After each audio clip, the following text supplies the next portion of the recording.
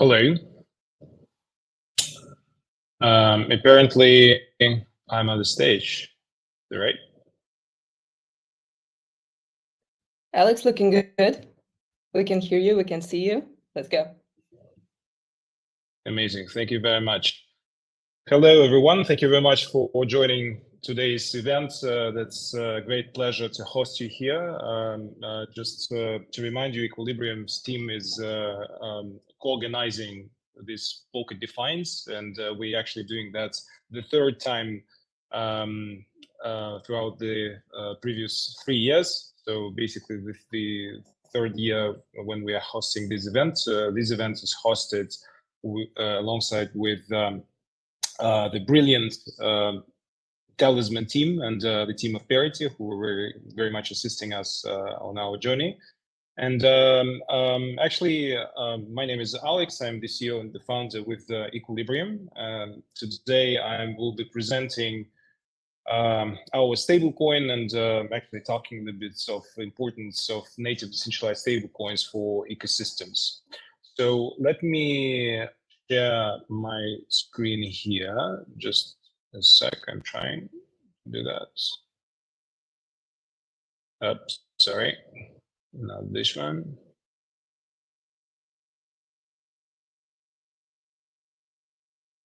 Yeah.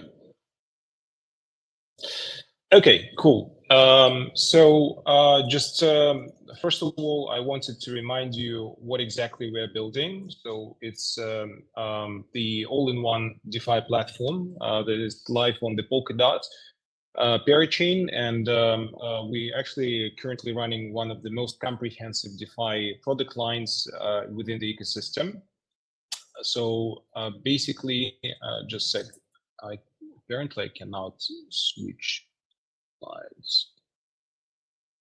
Okay, I can do that. So I actually just to give you the lowdown on our product line. Again, we have a few products that we're currently running in Equilibrium.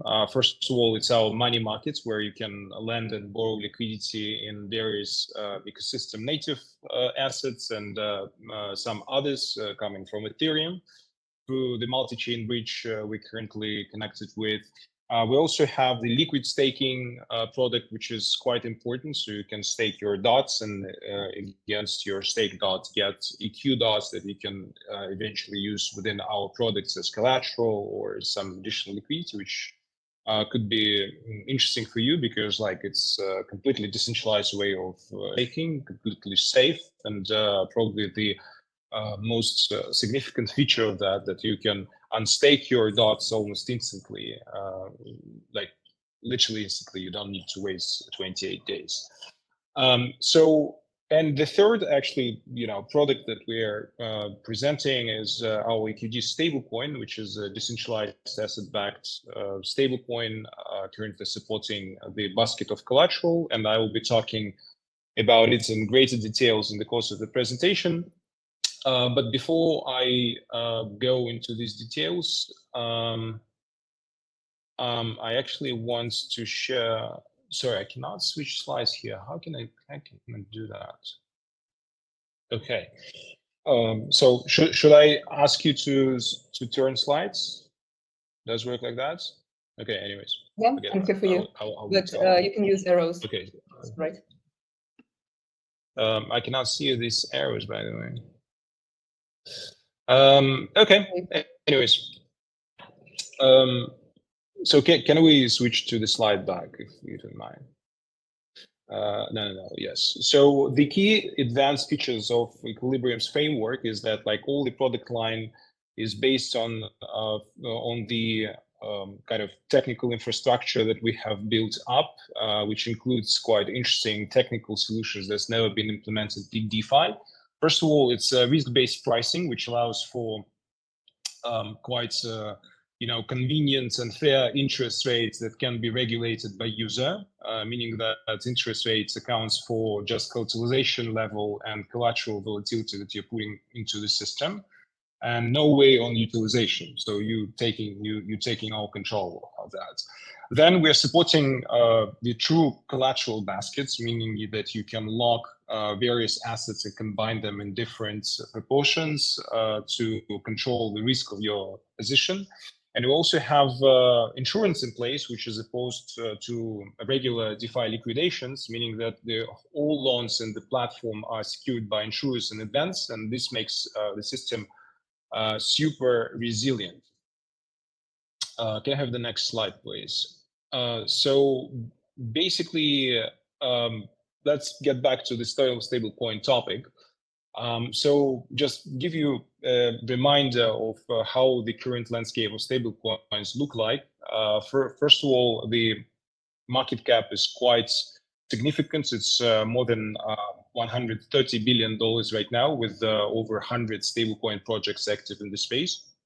We obviously, like, just to remind you, have four main types of stablecoins. So firstly, it's fiat-backed stablecoins like USDC, USDT, BUSD, and others, which are fully centralized, and they're relying on literally dollars sitting in some bank account or some physical accounts backing the supply of stablecoins, meaning that you can always either lock dollars in these accounts and get stablecoins, or do vice versa, burn stablecoins and get dollars. Through that, actually, the pack of these stablecoins is maintained, and you remember the latest issue with the USDC when the Silvergate Bank collapsed. It's impacted the pack of stablecoin because there was not enough dollars on dollar accounts backing the supply of stablecoins. Obviously, that issue was solved. We cannot say the same about Terra USD stablecoin, which belongs to the algorithmic type of stablecoins. And actually, right now, I'm not aware of any significant stablecoin projects of that type on the market, because like most of them either haven't made it to the market or actually didn't succeed. Also, we have commodity-backed stablecoins, which are also centralized. Their design is similar to fiat-backed stablecoins, meaning that every stablecoin is backed by some specific commodity like gold or diamonds or something like that. Usually pretty more centralized, standardized, like again, dollar or something fungible. So here we have stablecoins with overall market cap surprisingly high, over $1 billion so far, with Tether Gold, for example, or Pax Gold, which are probably the most significant players here on the market. So another type of the stablecoin, and I'll be talking about this more in the course of my presentation, is actually, can I have a slide back, please, just quick? So it's crypto-backed stablecoins. So the overall market cap of crypto-backed stablecoins right now is exceeding $5.5 billion. And actually, it's probably the most kind of resilient type of decentralized stablecoins ever, with the biggest projects out of them are MakerDAO, obviously. So the way how these stablecoins work, usually all of them are based on smart contracts, and they have crypto collateral, volatile, sometimes non-volatile, or a combination of different crypto collateral sitting behind the supply of these stablecoins. And everyone who wants to mint these stablecoins, they're effectively borrowing them from their kind of emitter, from the projects that's emitting these stablecoins. And if collateralization is dropping below a certain level to which this kind of borrower is committed, then margin call occurs and you get liquidated. Through this kind of not that much sophisticated mechanics, but quite straightforward and pretty robust, all the stablecoins maintain their back. Can I have the next slide, please? Thank you. So the impact of decentralized crypto-backed stablecoins it becomes more obvious if you consider like ecosystems where these stablecoins exist. And you probably guys will hate me for this example. I actually took here two main like one main stablecoin, the DAI of MakerDAO, and another one USDD, which lives on the Tron blockchain. Obviously, like there is a lot of claims about that, but I think it's quite interesting example because like both of these are existing in the specific ecosystems, and they're actually capturing the primary assets of their ecosystems quite heavily, I would say.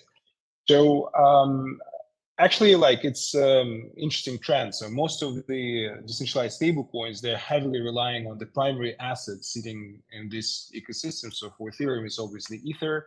For Tron is like Tron coins.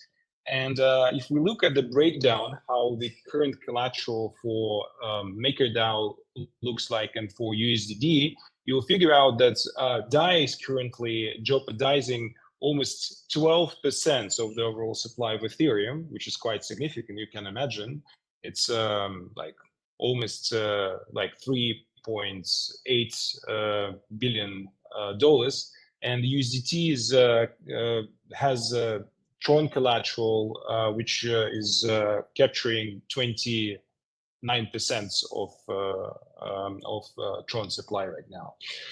And what's about Polkadot? So it's interesting that currently there is no big stablecoin project right now, which could actually show the same traction as DAI USDT, which means that there is a lot of opportunity. And if you see the ratio between collateral behind this decentralized and the value of staked assets within these ecosystems, this has quite interesting proportion. So for Tron, it's again it's 30% of staked Tron locked within USD stablecoin. For DAI, it's 11% of Ethereum currently staked within this ecosystem. Right now, DOT has almost 50%, like 43% to be precise, of DOT staked, meaning that if we basically extrapolate these numbers, we can expect quite high numbers for native decentralized stablecoin of Polkadot, which succeeds. Next slide, please. Actually, like I wanted to talk a bit more about EQD, which is considered as a dollar built on Polkadot. So initially, we were building it as a stablecoin for our own internal use, meaning that the EQD stablecoin was supposed to be the main asset for quotation in our DEX. However, we actually think that EQD could be useful for the entire ecosystem because it has a lot of obvious advantages, and I will tell you about them as well. So if we talk about EQD, first of all, it's decentralized, it's asset-backed, and fits desired features of the ecosystem stablecoin. So first of all, it has the mechanisms, like full gamut of mechanisms to tie its back to dollar. It's actually supporting native Polkadot native collateral types as dots, different types of liquid dots, like ecosystem tokens like Glimmer, Astar. Also, it supports native Polkadot's USDT, and actually it has solid use cases that can potentially boost its liquidity, like EQD liquidity, respectively. So for us, like we currently undergoing a lot of integrations, and the next steps for us is opening XCM channels with even more parachain projects and conducting joint campaigns to list EQD on ecosystem decentralized exchanges, and we're already doing that. Can I have the next slide, please? Thanks. So how actually EQD is different from other ecosystem stablecoins? So you can see it here. So first of all, EQD is, as I said, is decentralized. So compared to fiat-backed stablecoins existing in Polkadot right now, which are USDT, and hopefully USDC will make it quite soon to the ecosystem. EQD is decentralized, and also it's substrate native, and it supports XCM transfers, which is really good. So it's actually safer option rather than different stablecoins bridged from out there, because it doesn't imply any bridge risks, and actually it supports XCM compatible assets as collateral, which has vast means that the EQD has a vast liquidity potential by leveraging .Summer native assets. So can I have the next slide, please? So basically, right now, EQD effectively remains the only parachain native stablecoin in Polkadot. Like USDC, USDT, BUSD, and Frax and other ecosystem, they're currently not that much, convenient for usage. Obviously, like once USDC will be minted on statements, it will be better and more helpful to use. But currently, like most of USDC are bridged either through multi-chain or other bridges within the ecosystem. AUSD actually, the price of AUSD right now is around 55 cents. They cannot maintain the peg, unfortunately. However, EQD unifies all parachains and dApps and supports wide range of Polkadot ecosystem assets, being like currently probably the only native decentralized stablecoin on Polkadot right now. Can I have the next slide, please?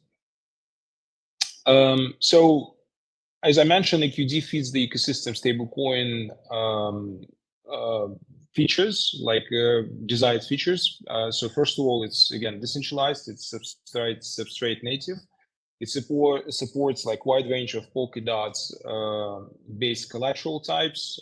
It's highly secured because again, Equilibrium implements quite interesting mechanism of insurance, first of all, which makes system quite resilient in the face of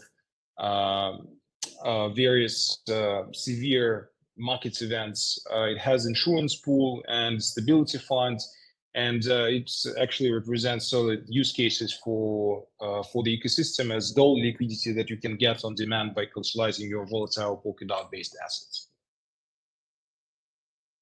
Can I have the next slide? Thanks. So if we talk about EQD use cases, first of all, it's obviously a routing of of dollar value from one parachain to another. Then it can be used as quote currency for DEXs. It can be used as liquidity provision assets for different DeFi projects. And currently we have quite a bunch of use cases on Equilibrium, including our own stable swap pool, our own market maker pool on the DEX, which will be launched soon. And yeah, there's quite a lot of stuff we can do, like on the money markets and whatsoever.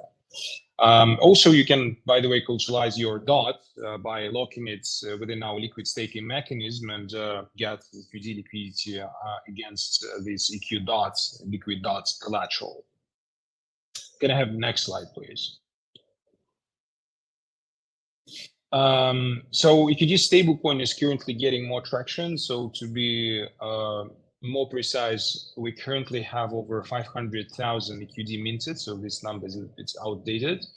And the trend is still there. We have most of what's staked as collateral in our collateral pool for behind the EQD stablecoin. Can I have the next slide, please? So if we talk about current EQD integrations, we have actually multi-chain integration, so you can bridge EQD vice versa from Polkadot to Ethereum back and forth. Then we have our swap pool currently up and running, and it offers quite lucrative rewards for providing liquidity in EQD and R-Star tokens. We have opened up quite a bunch of XCM connections, like most of them you can see here on the slides, including Moonbeam, R-Star, Composable, by the way, Bifrost, and many others. So the use cases for EQD stablecoin hopefully will be expanding. We will have hopefully integrations within different dApps and DeFi protocols out there. Yeah, so major wallets actually supports EQD stablecoin transfers, including obviously Talisman, and Subscan supports tracking of EQD transfers, which is super exciting. So I think that's pretty much it from my side. I guess if you have any questions, I will be happy to address them. Just one thing probably I wanted to mention, that the attendance of the current Defiance event is pretty amazing. It's almost 500 people. So thank you very much, guys, for supporting us and joining us today. Alex, thank you so much for your presentation. We just have a couple quick questions, and one of them alludes to the last slide that you showed. Do you have any plans to list the EQD coin on any popular exchanges, or is this only going to remain as a decentralized piece as part of the Equilibrium DeFi protocol? Yeah, thanks for this question. Obviously, to make EQD successful, we need to list EQD on some proper centralized exchange.